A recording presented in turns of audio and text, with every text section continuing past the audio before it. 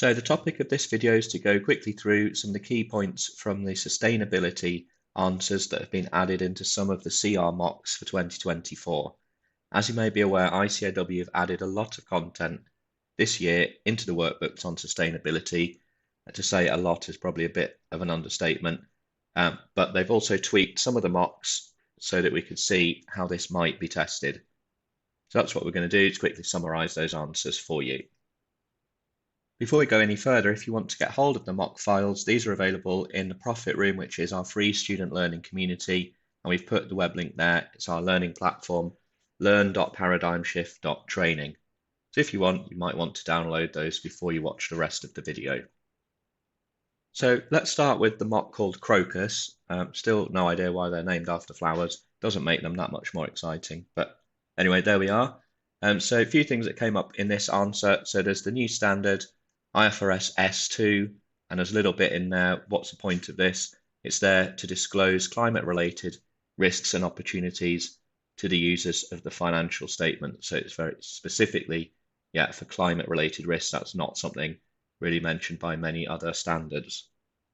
After that, it's applied to the scenario where you're looking specifically at the mining industry. There's a little bit of background in the exhibits and looking at different risks. So these are things to bear in mind. Look for these technical terms. They're not too complicated, but it's the way they look at risks. So physical risks, the exhaustion of the coal mines, and possibly legislation changes as well.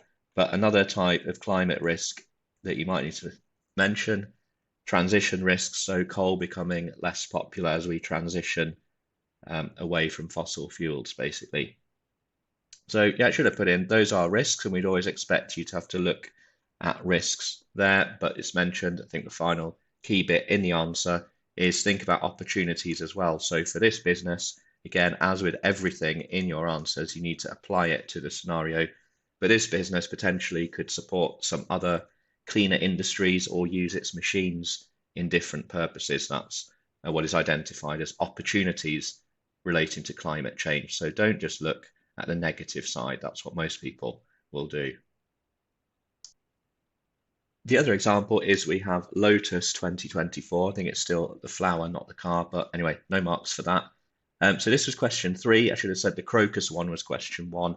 Lotus was question 3, therefore it had a bit more of an audit focus. So this one was all about looking at different sustainability metrics and how they impact upon the audit. So not really to do with general risks like we saw in the Crocus question. So a couple of key standards it looks like you should definitely always mention. So ICA UK 720, also Companies Act 2006. This imposes, or those impose some requirements on auditors in relation to other information.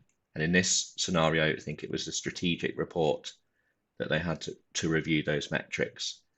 Another point made is if we've got new metrics, then we're going to have to review them. And then that gives you the opportunity to go into the point that that could potentially be an issue for the auditor. So it says that would have to be a separate engagement. And then, as you might expect, they also say you should have separate teams and that kind of thing to preserve the independence of the audit.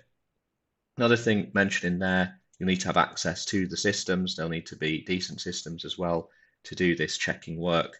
And then the final thing mentioned in there is think about the metrics. Are there any that are standard in nature based on industry standards or global standards? Mentions those will be easier to audit and check than anything bespoke or unique to the scenario or the relevant entity. Okay, so that's it for our review of a couple of useful answers from the 2024 mocks.